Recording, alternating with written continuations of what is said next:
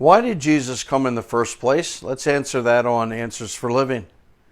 The angel told Mary and Joseph he came to save his people from their sins. Isaiah chapter 55 or 53, it talks about a servant who would be sacrificed so that the iniquity of the people would be paid for. That servant would die in the place of the people. But there was no human servant capable of paying for the wages of sin for all people, because a servant would have been a sinner, and the wages of sin is death. So the servant would die for his own sin and not for mine or yours. So the second person of the Godhead, who we know as Jesus, willingly came as a human, taking on human flesh, so that he could die as the perfect sacrifice for the sin of the world. Isaiah 53 verse 3 to 6 says, "He was despised and rejected by man, a man of suffering and familiar with pain.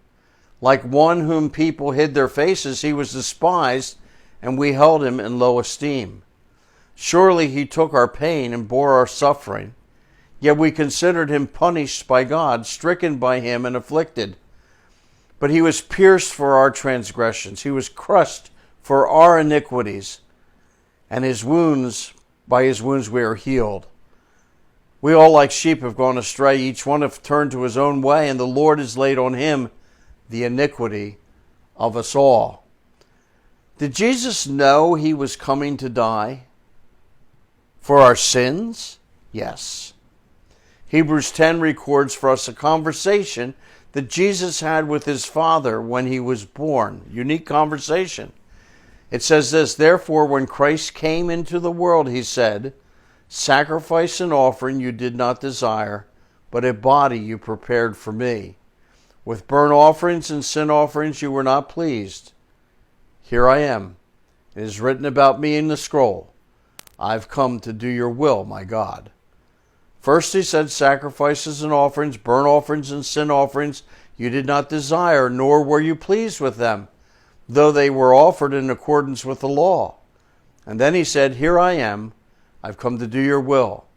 He set aside the first to establish the second, and by that will we have been made holy through the sacrifice of the body of Jesus Christ once and for all. So Jesus praised his Father on the day of his birth for giving him a body so that he could die to take away the sins of the world. And that is exactly what he did.